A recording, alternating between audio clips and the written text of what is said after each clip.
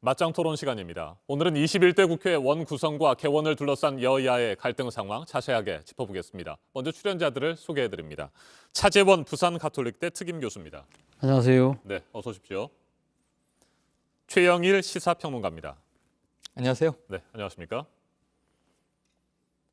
더불어민주당 김태년 원내대표와 미래통합당 주호영 원내대표가 어제 저녁에도 비공개로 만나서 21대 국회 원구성 문제를 협의했습니다. 하지만 여전히 의견차를 좁히지 못한 것으로 전해졌습니다. 민주당은 하늘이 두 쪽 나도 오늘 첫 국회 본회의를 열겠다고 했고 통합당은 독재 선전포고라며 반발하고 있습니다. 토론 시작하겠습니다. 민주당, 하늘이 두 쪽 나도 오늘 21대 국회 개원할까요? 어떻게 보세요? 민주당 입장에서 상당히 그런 의지가 강한 것 같아요. 그렇지만 제가 생각해 현실적으로 그렇게 그것이 과연 가능할 것인가에 대해서는 저는 좀 약간은 좀 의구심을 갖고 있습니다. 네. 사실 이 지금 우리가 이런 말을 많이 쓰잖아요. 시작이 반이라는 이야기 자체가요. 그러니까 21대 국회에 대한 기대가 상당히 높은 상황에서 사실 민주당의 의지대로 만약에 지금 야당이 들어오지 않은 상황에서 이 개원을 밀어붙일 경우는 53년 만에 단독 개원이 되는 것이거든요. 그렇다고 한다면 그거 자체가 상당히 어떻게 보면 이 상당수 국민들한테는 거대 여당의 독선, 독주의 이미지로 비칠 가능성이 높고 네. 무엇보다도 야당이 상당히 반발하면서 이 국회에 대한 등원을 거부할 경우에는 실질적으로 국회가 문이 사실 오랫동안 닫힐 가능성이 있다. 그런 상황이라고 한다면 이 지금 민주당 입장에서 사실 발등의 불이 지금 코로나19 사태 극복을 위한 여러 가지 경제적인 조처들 아닙니까? 그 중에서 가장 시급한 문제가 3차 추경안인데 이거조차도 지금 빨리빨리 지금 속전속결로 지금 처리를 해야 될 문제인데 이런 부분들이 다 막힐 수밖에 없는 상황이다. 그리고 또 지금 무엇보다 앞서 때 말씀했습니다만은 민주당이 지금 거대 정당으로서, 거대 여당으로서의 독순과 독재의 이미지를 먼저 각인시킨다는 것 자체가 이러한 상황에서 야당으로부터의 협력을 그러니까 지금 저버리는 그 결과를 자초한 그러한 부분들에 대한 아마 상당한 고민이 있을 겁니다. 그렇기 때문에 저는 하늘이 두 쪽 나도 이 이야기는 일종의 이 야당에 대한 이 지금 등원을 촉구하기 위한 협상의 전술로 보는 것이고요. 우리 이런 말을 하잖아요. 그러니까 이 지금 새벽에 가까워질수록 어둠이 짙다는 이야기처럼 저는 일종의 막판 이 대타협을 이제 겨냥한 이 마지막 진통이 아닐까 하는 생각을 해봅니다. 그렇기 때문에 오늘 설사 이 지금 이 10시에 네. 지금 국회가 지금 본회의 지금 일정이 있습니다만은 그걸 오후로 미루는 한이 있더라도 저는 상당한 아마 지금 이 물밑 대화를 통해서 막판 대타협을 시도하지 않을까 생각을 갖고 있습니다. 네, 막판 대타협의 가능성이 높다. 이쪽에 더 무게 중심을 두고 계시는 거고요. 예. 네, 평론가님은 어떻게 보세요? 네, 가능성이 높은 게 아니고 네. 무조건 타협을 해야 됩니다. 이제 21대 국회는요, 국회의원들이 발상을 완전히 뜯어 고쳐야 됩니다. 뭐냐면 학생들이 합의를 안 하면 개학을 미룹니까? 직장인들이 합의가 안 되면 출근을 안 합니까? 지금 이분들은 세비 받는 직원들이에요. 법 만들라고 21대 바로 총선에서 민의를 받들어서 당선됐다고 이야기하는 분들이에요. 이분들이 그럼 법을 안 지키면 내일 헤드라인은 뻔하죠. 자, 법을 만드는 국회 첫 번째 법 어겨. 자, 이렇게 하고 국회 시작하면 국민들 박수 받겠습니까? 20대 국회와 달라지겠습니까? 그러니까 지금 역대 국회에서 개원을 미룰 수 있는 근거는 딱 하나예요. 관행이에요, 관행. 네.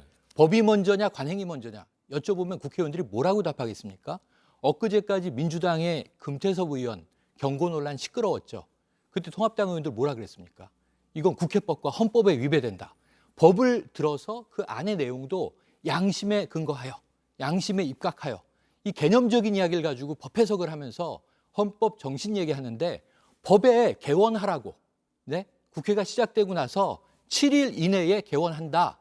아주 명시되어 있는 법조항을 어기면서 관행이다, 협치다.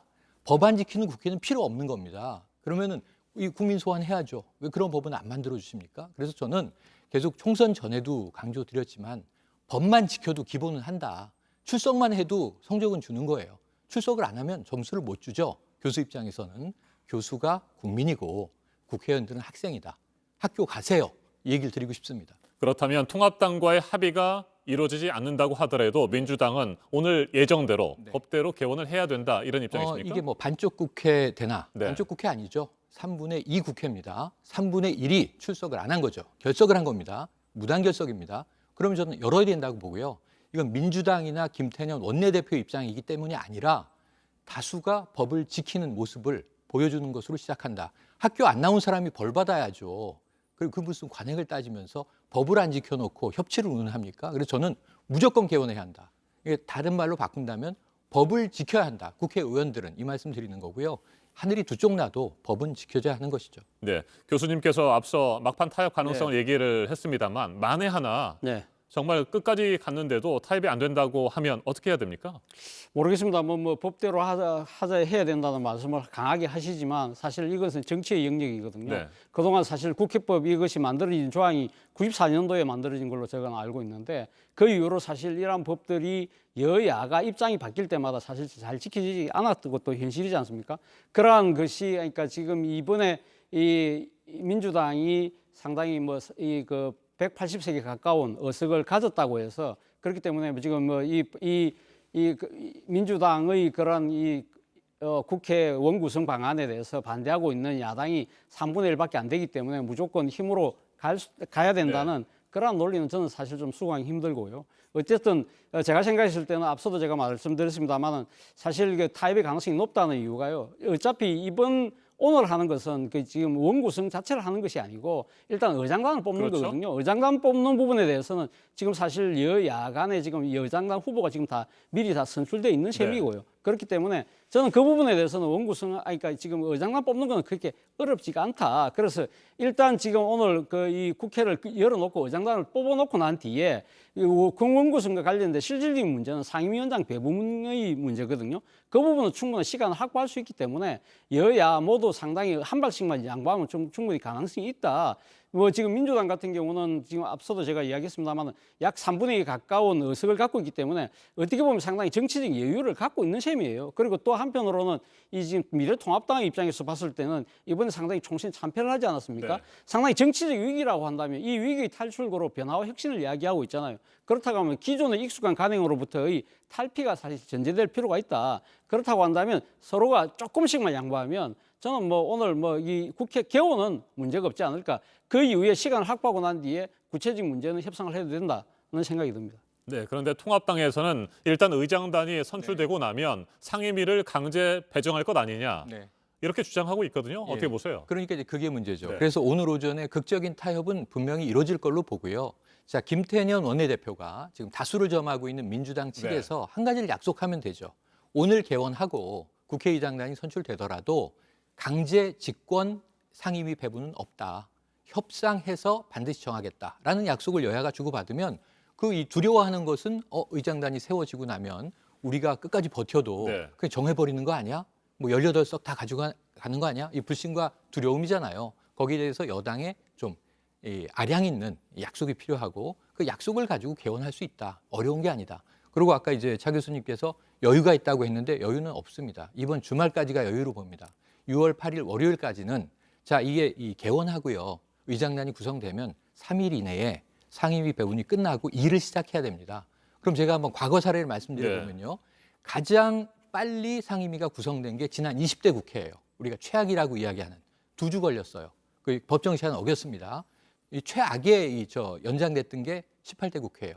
88일 걸렸습니다. 원구성에. 석 달 동안 일을 안 하고 원구성 협상을 했던 거예요. 이 두 국회의 경우에 성과가 달랐나요? 아닙니다. 20대 국회도 싸웠고요. 18대 국회도 싸웠습니다. 지금까지 좋은 평가받은 역대 국회가 없습니다. 그러니까 시간만 잘 지키면서 가는 건 기본이라고 아까 말씀을 드렸고, 자 여야가 여러 가지 다툼을 이 예결위를 가져가느냐 법사위를 가느냐 싸우겠지만 결국 결정은 돼야 되는 거고요. 시나리오는 300명의 의원을 18개 위원회에 어떻게 배분을 하고 여야가 어떻게 나눌 것이냐.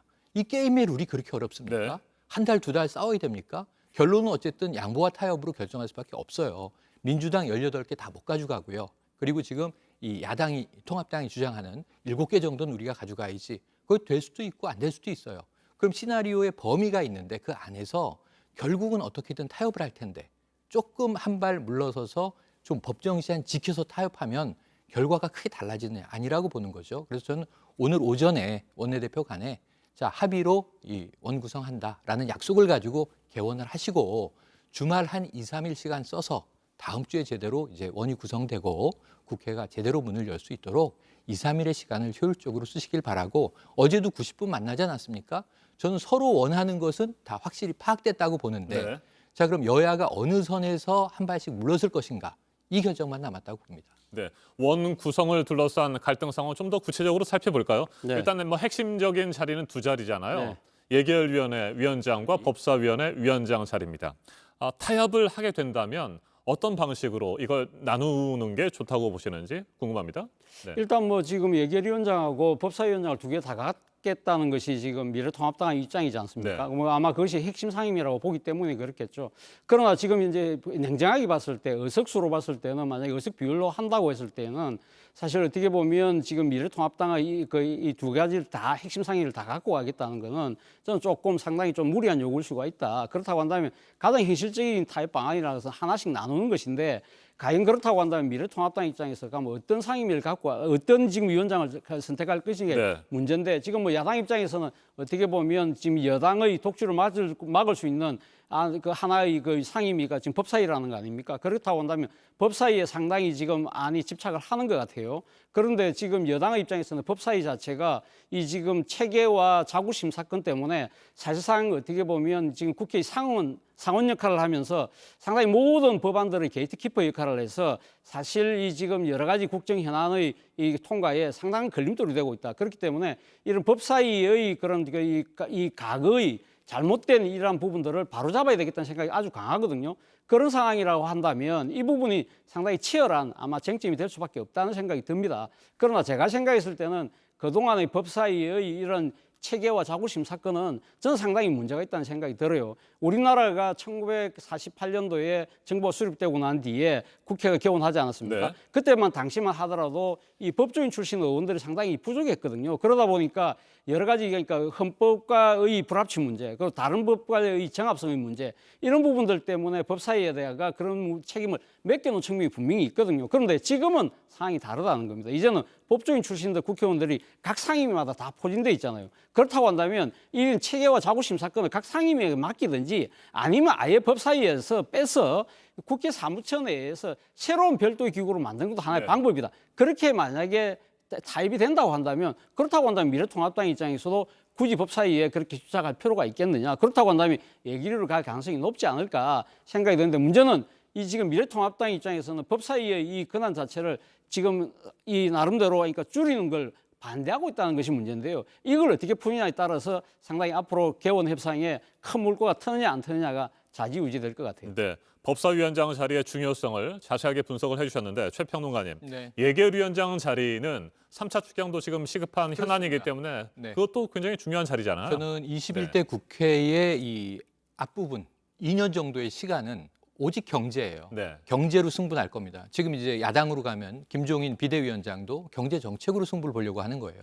다음 대권은 경제 이슈입니다. 자, 그렇다면은 지금 이제 이 민주당의 입장에서 예결위를 반드시 가져와야 되는 상황이죠. 법사위는 줄 수 있습니다. 전 법사위 줄 거라고 보고요. 예결위를 장악할 것이다. 왜냐하면은 21대 국회 시작하자마자 이 문재인 대통령의 개원 연설과 동시에 3차 추경안은 지금 정부에서 만들어져 있고요. 이미 강기정 정무수석이 35조 플러스 알파 이렇게 돼 있습니다. 그럼 이걸 관철해야 지금 정부 입장에서는 전시경제라고 이야기합니다. 지금 전쟁 중이에요. 이 바이러스와의 전쟁 중입니다. 지금 이제 우리 경제가 마이너스 역성장할 수 있다는 우려가 아주 높아지고 있습니다. 경제 안 살리면 정치를 어디다 씁니까? 이 국민 민생을 책임 못 지는 정치가 뭐 무슨 세비를 받고 일을 합니까? 저는 예결위가 중요하다고 보고요. 민주당은 예결위를 가져갈 텐데 법사위를 주겠죠.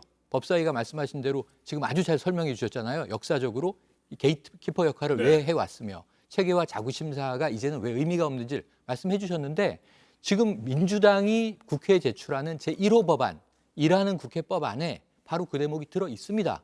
그럼 이라는 국회법이 통과되면요. 법사위의 체계 자구심사 권한은 사라져요. 그럼 법사위는 더 이상 게이트키퍼가 아니에요. 상원이 아닙니다. 그냥 법사위 자체 법무부 장관 인사청문회 하고 이 관련 상임 소관이 업무만 하면 됩니다. 법무부에 대한 이제 견제와 감시하면 되고요. 그래서 이런 부분에 있어서는 제가 보기에는 자 법사위는 다시 자신의 자리로 돌아가야 한다. 이라는 국회법 안에 거기에 대한 이제 내용이 이미 법안으로 들어 있다. 이것을 민주당은 통과시키면 된다. 그럼 법사위 야당 주고 법에 대해서 관심이 많으시니까 법사위 역할 열심히 하시게 하고 이라는 국회법은 지금 의석 분포로 본다면 민주당 단독으로도 통과가 가능하죠. 네. 자, 그렇게 되면 저는 문제가 해결되는 것 아니냐. 그럼 나머지 상임위는 안 중요하냐. 그 문제에 더 집중해야 되는 거 아니냐는 생각이 듭니다. 네, 역대 최악의 국회라는 오명을 뒤집어쓴 20대 국회에 대해서 두 분 그동안 여러 차례 비판을 네. 해오셨고요. 21대 국회는 분명히 달라져야 한다라고 얘기를 하셨습니다.